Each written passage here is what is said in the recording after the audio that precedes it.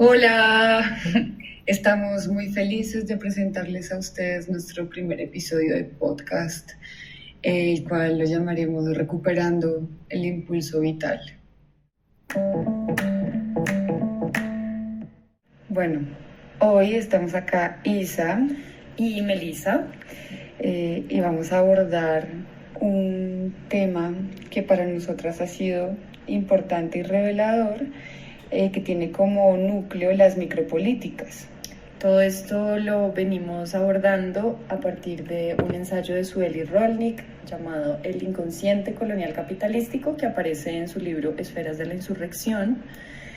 Ha sido como muy importante para nosotras, también para relacionarlo con la obra de Alfredo Yarr y un poco con la de Lydia Clark, que más adelante desarrollaremos. Este texto de El inconsciente colonial capitalístico hace parte, como ya les dijimos, de un libro que tiene 3 ensayos en donde Polve Preciado hará el prólogo, el cual titulará La izquierda bajo la piel. Entonces, en este prólogo, pues Polve Preciado hace un tejido maravilloso y una sintetización de Sueli, y empieza como con una noción muy importante diciendo: vivimos un momento contrarrevolucionario. Así es. Bueno, lo contrarrevolucionario. ¿Tú qué opinas, Meli? Pues sí, lo contrarrevolucionario sería como un estado estancado, un estado de cosas donde tenemos mucho miedo de perder lo que tenemos, una necesidad de mantener las cosas tal como las conocemos, que de alguna manera es un poco infantilizante porque estamos esperando a un padre que venga y nos solucione todas las cosas. Es mantener como ese estado patriarcal donde no tenemos que pensar mucho, pero aceptamos una autoridad todopoderosa que a la vez pues nos está diciendo qué tenemos que hacer y cómo hacerlo. Además, que es un estado que no nos ha hecho para nada bien. Es un estado que queremos conservar, que queremos ahí como casi ponerlo en un pedestal inmóvil, y es un estado de opresión, de violencia, de desconocimiento, donde entran todos los ismos negativos, y por eso es contrarrevolucionario. Como si toda tendencia al cambio fuera una amenaza. Todo lo que es nuevo entonces nos parece aterrador. Y eso va en contravía pues de la pulsión vital del ser humano y de la naturaleza, porque todo se está transformando todo el tiempo, y nuestro tiempo es un tiempo de transformación total.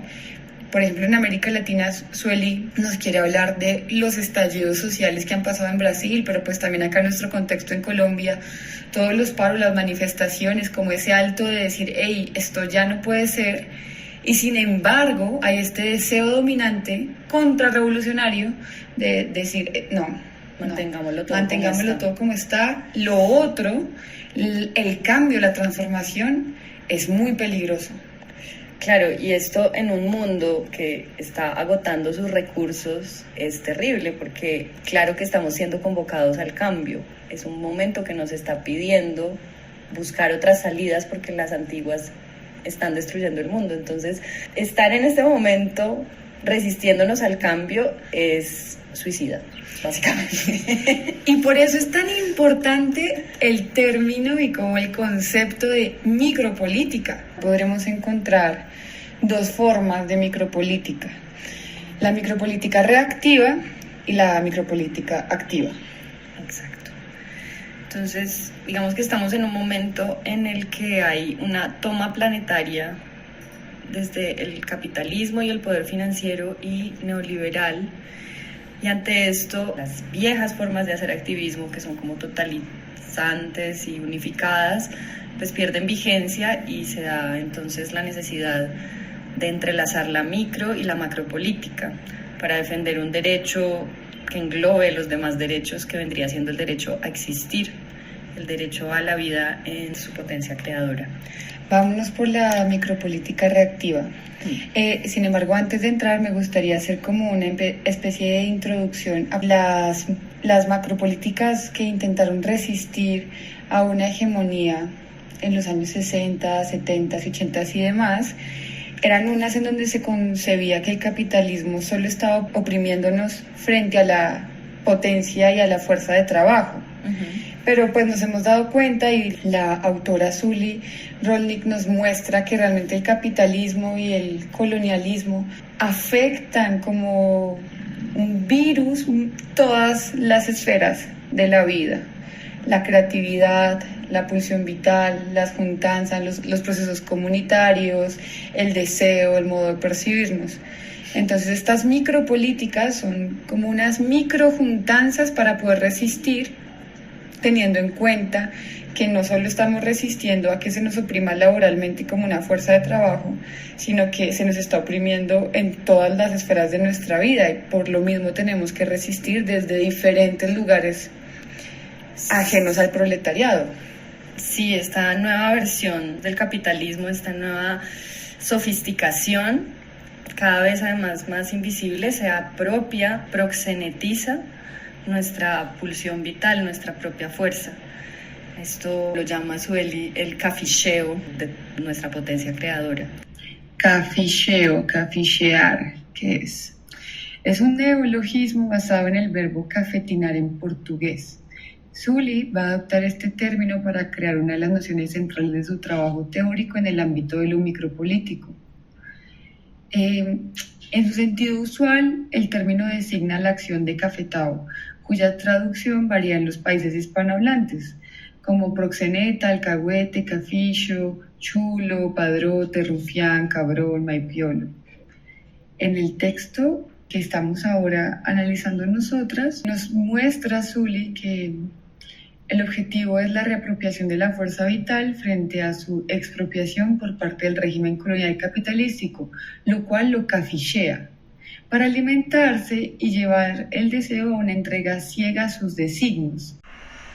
Por el hecho de que la subjetividad se encuentra reducida al sujeto, el deseo tiende a desviar esta potencia de su destino ético, con la esperanza de asegurarle su supuesta estabilidad y su sensación de pertenencia.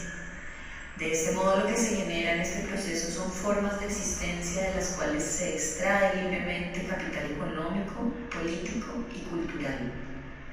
Por ende, y mediante las acciones del propio deseo, la subjetividad alimentará la acumulación de capital y su poder, ofreciéndose gozosamente al sacrificio, como la trabajadora sexual que, mientras no le cae la ficha, se ofrece a su proxeneta con la esperanza de que éste le asegure no solo la supervivencia, sino el propio derecho a existir.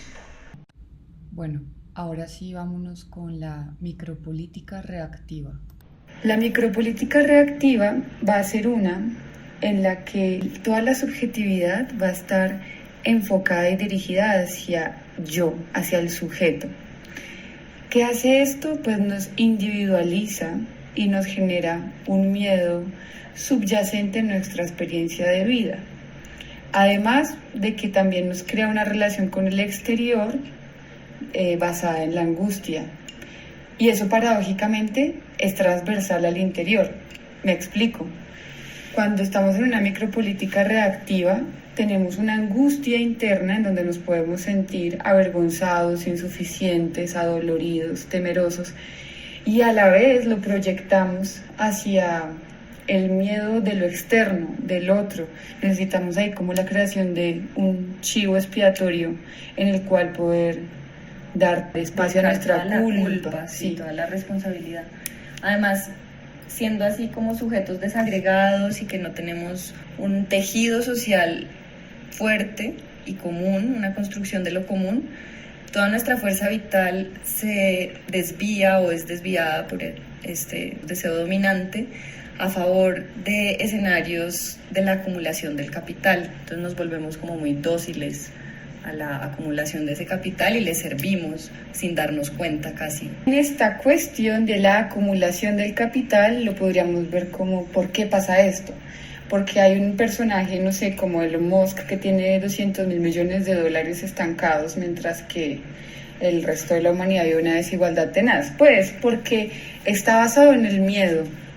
El miedo es como uno de los motores más fuertes de las micropolíticas reactivas. ¿Por qué? Porque el miedo está presente en la transformación y es tanto el miedo que se da la transformación que en una micropolítica reactiva tendremos una necesidad imperiosa de conservar eternamente el status quo del mundo.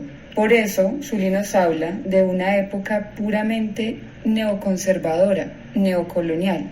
Por eso todas las derechas están ahora en auge y hemos tenido presidentes como Trump, Bolsonaro, ahora Milei, Bukele, en Europa igual. Y es porque las micropolíticas están tan atemorizadas a un cambio que estar en esa permanencia atemporal de un estado de las cosas se presenta como algo maravilloso.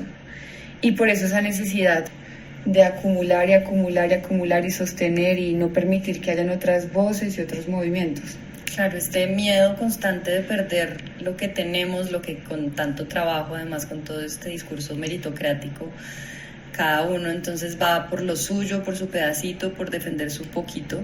Entonces, eso es un material perfecto que entre los medios de comunicación y los aparatos políticos se va generando un refuerzo de estos miedos, de estas angustias, sobre todo en vísperas de elecciones. Pues hemos visto muchas veces que, no sé, ahora que se iban a elegir alcaldes, por ejemplo, en Bogotá, entonces todos los noticieros refuerzan la idea de la inseguridad, de la violencia, todo lo que puede también como mostrar al externo como el peligro.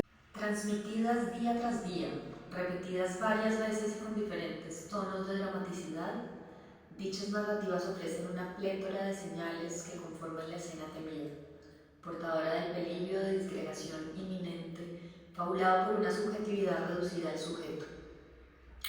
Al sucumbir al miedo, a punto tal de que éste sobrepasa el límite de lo metabolizable y se vuelve traumático, la subjetividad está lista para aferrarse al cuento del chivo expiatorio, para proyectar en él la causa de su malestar como su única salida o al menos la más disponible en lo inmediato. Por ende, dichos relatos son recibidos con alivio y cada uno los adopta como verdades, y juntos, esos cada uno suman muchos. Que al final termina siendo pues nada más que lo que ya dijimos, el status quo del mundo, como lo que hemos creído que debe ser. Hay algo muy importante allí porque nos habla del inconsciente colonial capitalista. Es un inconsciente que actúa en nosotros constantemente en pos de su supervivencia. Entonces, como necesita sobrevivir el colonialismo y el capitalismo, necesitan tener de dónde agarrarse. Y allí se nos abre la puerta a un deseo dominante. Entonces, ¿cuál sería el deseo dominante del inconsciente colonial capitalístico? Podríamos decir que es la guerra, que es la violencia, que es la eliminación de las comunidades, de las otredades, de las minorías. Y aquí con la guerra, pues queremos hacer como un link con la obra de Alfredo Yar. Vivimos en una sociedad que encuentra en la guerra como un estado de euforia y de estandartes de éxito, y por lo tal pues suceden grandes tragedias como son genocidios, como son eliminaciones, o sea, completas, como lo que está pasando en Gaza, o que son conflictos bélicos por recursos tomados injustamente como pasa en Ucrania. Y bueno, otras muchas problemáticas actuales. Entonces en la obra Untitled de Alfredo Yar, que pues consiste en las portadas de una revista estadounidense muy importante, todas estas portadas acompañadas como de qué es lo que intentan ocultar. Pues lo que intentan ocultar o a lo que no le quieren dar su atención es que está pasando un genocidio en Ruanda, donde están muriendo cientos de miles de personas. Y lo que recibimos, como en otras latitudes, no son esos nombres, ni esos cuerpos, ni esa información, sino una distracción total. Y pues volviendo a lo anterior, como el drama en la noticia, que es como un drama compulsivo, como llenar de información para desatender lo otro. Innumerables son en nuestros días las imágenes de violencia organizada y de barbarie. La información televisada maneja muy bien dos técnicas, la nada o la demasía, para enseguecernos mejor.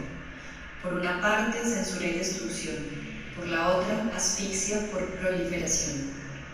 ¿Qué se puede hacer frente a esta doble coacción que pretende alinearnos en la alternativa de no ver nada de nada o ver solo clichés? Sí, en su ensayo El teatro de las imágenes, Jacques Rancière pues habla bastante de esto, porque él dice que no es que tengamos demasiadas imágenes, sino que también hay una manipulación de esa cantidad de imágenes, a cuáles se les da relevancia, a cuáles se refuerzan y cuáles se ocultan debajo, digamos, de ese exceso. Y todo gran parte del trabajo de Jacques va en este sentido de la contrainformación en términos de Gilles Deleuze, que vendría siendo como un acto de resistencia relacionado con la idea benjaminiana de la historia a contrapelo o tantos otros términos que hemos trabajado también en nuestra clase, como la contrarrepresentación, la contramirada, la contracultura. Todas estas estrategias o tácticas que utilizamos para develar y poner en cuestión esta corriente, un poco esta inercia que nos lleva a aceptar las cosas tal y como son. Esto me parece como una estrategia fenomenal de develar. Es que lo que hace Jacques para mí acá es develar ese inconsciente colonial capitalista. Se sabe que está pasando esto, los poderes del mundo saben que hay una guerra, un genocidio, que miles de personas están muriendo y lo que quieren es como ocultarlo, taparlo, distraerlo con un bombardeo de imagen, con un uso desmedido de los medios de comunicación para implantarte el deseo dominante. Pues que ya lo habíamos dicho, en el deseo dominante no existe un lugar común. Prácticamente significaría que no existe el otro, que ya concebirlo como otro es bastante conflictivo, pero que África no existe para mí, que esta gente en Ruanda no existe y además que no existe, que no importa. Ese es el deseo dominante que el inconsciente colonial capitalista nos quiere dejar. Es como tu subjetividad está en ti, enfocada completamente en ti, y el otro es el chivo expiatorio donde tú puedes poner tu culpa, entonces el otro no te importa. Sí, de hecho el otro vendría siendo la amenaza que todo el tiempo está acechando. Nos mantienen intercalados entre el miedo y unos deseos muy superficiales de consumo que se nos venden como las soluciones también a esta angustia. Entonces todo el tiempo también estamos siendo bombardeados no solamente con las imágenes del terror y de toda la amenaza, sino con todo lo que podríamos entonces empezar a consumir. Ahí entrarían los fármacos, un montón de productos que nos dan una ilusión de subjetividad, pues como de que, sí, podemos habitar estos ideales, todas estas como figuras idealizadas que se nos venden a través de la cultura de masas, y entonces en esta medida nos mantienen pues dormidos. También es importante que Rancière nos menciona en uno de sus ensayos El teatro de las imágenes, que también está haciendo como un análisis de la obra de Jacques en este episodio de 1994 hasta el 2004 de sus obras sobre Ruanda. Nos habla de que pues de una u otra manera este término de estar anestesiados no es tan cierto, como no es que estemos anestesiados porque vivamos mucha violencia, porque haya mucha guerra. Y acá en Colombia, que nuestro territorio, que ha sido un territorio marcado por la violencia, no es que estemos anestesiados ni seamos indiferentes ni que no nos importe, sino él nos dice: no es que veamos demasiados cuerpos que sufren, sino que vemos demasiados cuerpos sin nombre, demasiados cuerpos que no nos devuelven la mirada que les dirigimos, de los que se nos habla sin que se les ofrezca la posibilidad de hablarnos. Y aquí me gustaría hablar de otro término de Sueli en su ensayo, y es el malestar. ¿Qué pasa con el malestar? En la micropolítica reactiva, el malestar se concibe como algo malo, o sea, como realmente lo peor, como Satanás. El malestar es una cosa que queremos evitar a toda costa, y eso genera otro concepto muy importante, que es la angustia del sujeto. La angustia, una sensación que sí o no nos pone en un estado de ansiedad y de convulsión en la que no nos permitimos atravesar plenamente el malestar, sino rechazarlo. Y en ese rechazo, pues lo que hemos hablado, es más fácil rechazar a otro que es malvado, que es negro, que es marica, que es una porquería, que es lo peor, que es un pecador. Es más fácil rechazar eso a acompañarnos en un malestar, a pensar, en este momento están pasando cosas terribles y nos vamos a acompañar y vamos a acompañar a estas otras personas y nos vamos a juntar. Es como un deseo dominante de aislamiento, porque el status quo actual del mundo es uno en donde estamos aislados, en donde el individuo está en una supremacía absoluta.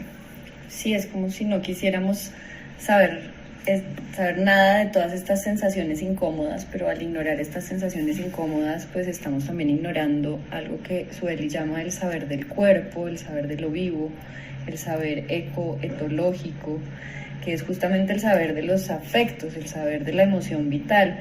Realmente es muy importante que podamos tener un contacto con nosotros mismos, que nos dejemos tocar por nuestros entornos, y si eso es incómodo, dejarnos tocar más profundamente, dejarnos perturbar, sacudir, alcanzar por estas cosas que no están bien. Y es justo algo que es muy representativo de la micropolítica reactiva. ¿Por qué? En la micropolítica reactiva, este deseo siempre va a ir en dirección a algo que sea reconocible, a un estado que ya conozcamos. Y ese deseo como de estar en lo reconocible y en lo que ya es cómodo, nos va a dar como una ligera sensación de que esa angustia baja temporalmente. Entonces, bueno, ¿esto qué significa y por qué lo resaltamos tanto? Esto significa que es mucho más fácil, como para la micropolítica reactiva, entrar por completo en el deseo dominante colonial capitalístico, porque como es algo que está tan implantado y lo reconocemos, nos quita la angustia de lo que está por venir. Por ejemplo, ya lo decía Poldo Preciado en el prólogo, cuando viene una persona trans a un pueblo súper conservador que tiene una idea de la familia, de la culpa, del pecado, esta persona trans puede ser un ente movilizador. Si encuentra tierra fértil puede ser un ente movilizador, transformador, pero tenemos tanto miedo a estar en un lugar no reconocible que entonces allí entra el odio, la paranoia y el resentimiento, cosas que atacan plenamente a nuestra empatía, pues una empatía que yo siento que Yar está intentando estimular de maneras muy interesantes en su obra.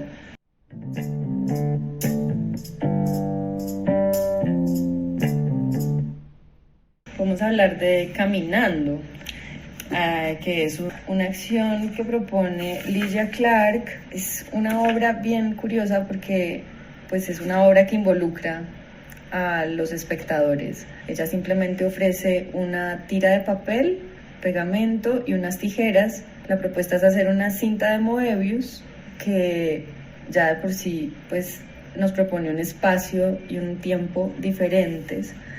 Es como una paradoja.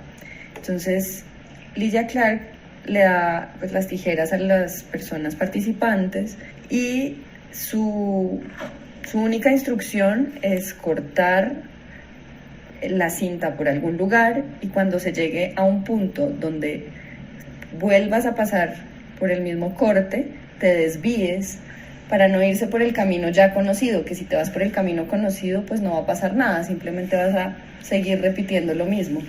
En el momento de desviarte, favoreces aquello que pues entra en este estado de la incertidumbre, como favoreces la novedad, lo que puede pasar que no habías experimentado antes. Entonces, esta sola acción como que ya nos está hablando de producir diferencias. Esta acción me parece súper maravillosa porque literalmente te está dando la oportunidad de que tú escojas siempre la duda, este signo de interrogación, esta plantearse desde un lugar de aceptar lo desconocido, las diferencias, habitar otros espacios. ¿Para qué? Para avanzar. Lo que pasa es que si tú recortas por lados diferentes, se te estira y se te estira y se te estira y se te estira y se agranda y se agranda y se agranda el panorama. Aquí, con Lygia Clark, estaríamos introduciéndonos a la micropolítica activa. ¡Ah! ¡Tararán!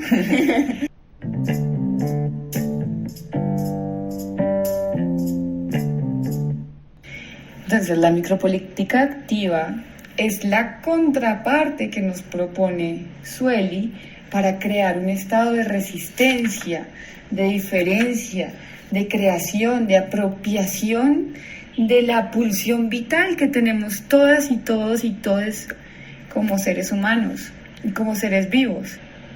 La esperanza es este impulso a movilizar, este impulso a que todo puede ser diferente, a que todo se puede transformar, y de hecho eso nos habla la micropolítica activa. ¿Se acuerdan que antes hablamos del malestar? ¿No? El malestar en la reactiva está concebido como miedo, como angustia del sujeto, como que puede germinar odios, resentimientos, pero en la micropolítica activa nos habla ese malestar de acompañarnos. Como así, esto es muy revolucionario, y es como si existe un malestar, existe un status quo que es molesto, que daña, que nos tiene asfixiados, pero podemos juntarnos para soportar y acompañarnos en ese malestar. Y hay algo muy importante allí, es la creación de lo común. Tener esa posibilidad de reapropiarnos de esa pulsión vital y poder compartirlas con otros es fundamental. Y allí siento que es muy clave como el inicio del texto nos habla de... no es suficiente una macropolítica que esté resistiendo. Es necesario juntarnos micropolíticamente para liberar la vida de este caficheo. Y es tanto sobre ti misma como sobre las demás, y es con una atención que es constante plenamente a cómo está actuando ese inconsciente colectivo colonial capitalista que es reactivo, a cómo crear un inconsciente que vaya en pro de la pulsión vital. Exacto, para poder liberarnos también de esta impotencia, de esta sensación de que no podemos hacer nada, de que ya todo está hecho, de que bueno, sí, como esta cosa que ella llama la parálisis melancólica. Eso me parece pues un término muy revelador, porque muchas veces podemos ver lo que está mal, pero sentimos que no tenemos nada que hacer al respecto. Por eso es tan importante nuevamente volver a Caminando de Elijah Clark, porque es que sí, no es solo buscar la diferencia, no es solo buscar las preguntas en esta acción de recortar el papel, sino realmente es ponerse frente a una acción que te está diciendo: tú puedes elegir otros caminos. Esa fuerza habita en ti, esa pulsión habita en ti. Y ahí me parece que hay un tejido muy bonito con la obra de Yar, Signs of Life.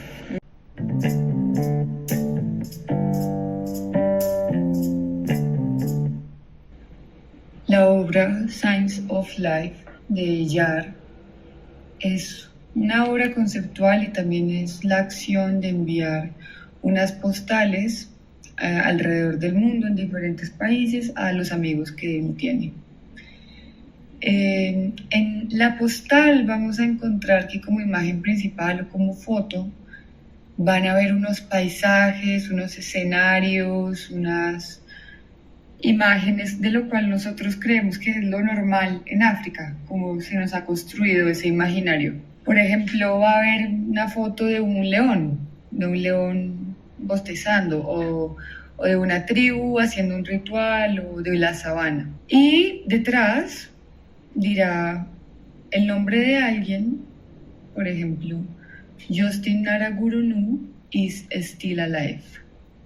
Entonces, Justin está aún vivo y lo envía, esa es la información. Entonces, pues, la obra como tal es una postal en la que se nos está informando por medio de un texto que tal persona está viva aún, lo cual en el marco y en el contexto desde donde está enviando las postales hace una figura como de un lilote en donde, sin querer hablar del tema, nos habla profundamente del tema, sin querer decir que en Ruanda están matando 100.000 personas. Nos dice que tal persona está viva.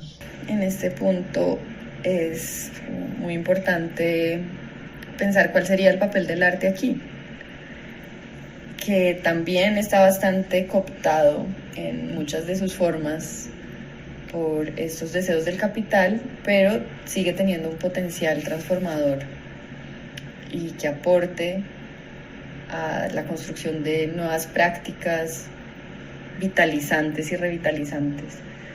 Aquí me gustaría como traer también una cita de George D. Uberman sobre el poder de la imagen.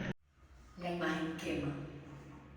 La imagen creada por el artista es algo completamente diferente a un simple corte practicado en el mundo de los aspectos visibles.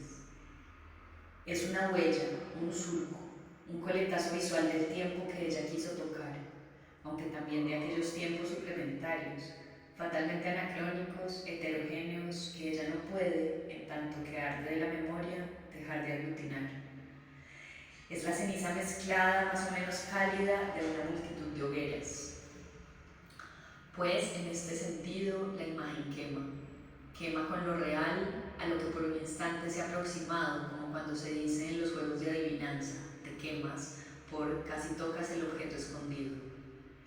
Quema con el deseo que la anima, con la intencionalidad que la estructura, con la enunciación, incluso con la urgencia que manifiesta, como cuando se dice ardo de deseo o ardo de impaciencia.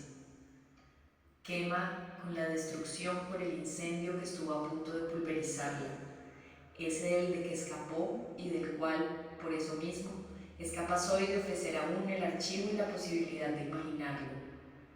Quema con el brillo, es decir, la posibilidad visual abierta por su misma consumación, verdad preciosa pero pasajera destinada a extinguirse, como la vela que nos ilumina y al hacerlo se consume a sí misma.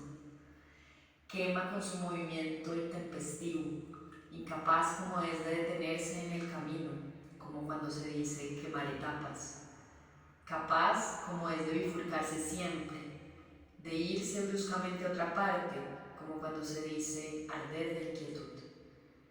Quema con su audacia, cuando vuelve imposible todo retroceso, toda retraída, como cuando se dice quemar los puentes o quemar las naves. Quema por el dolor del que ha surgido y que ella a su vez produce a quien se toma el tiempo de involucrarse.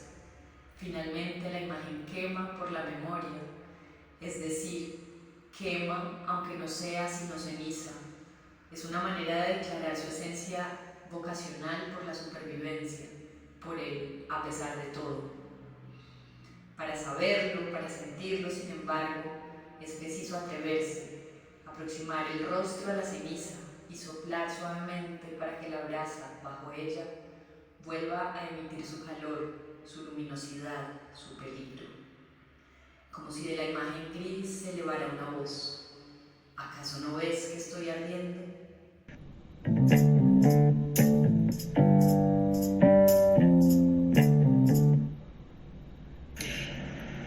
Bueno, y entonces, pues, como un artista en proceso que soy yo y como es Meli, y ya sabiendo como que el arte tiene esta potencialidad de volver a conectarnos con esa pulsión de vida, pues nos parece muy importante reconocer no solo que hay masacres, no solo que hay genocidios, no solo que hay un inconsciente dominante, no solo que hay guerra, sino que también hay posibilidades. Y es preciosa la manera en la que Sueli nos habla de, hey, sí, está esta micropolítica reactiva que es dominante, que nos mantiene paralizados, pero está esta otra activa que nos permite resistir en nosotros mismos como seres humanos y como artistas.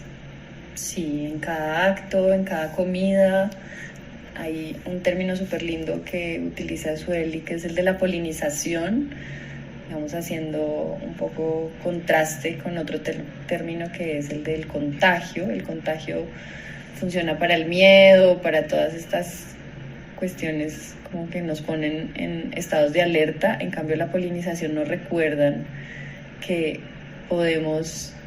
también podemos compartirnos desde la alegría, desde la generosidad, la ternura, todas estas cosas pues que son tan importantes para estar vivos en este mundo, porque pues los seres humanos nos necesitamos los unos a los otros de manera muy profunda.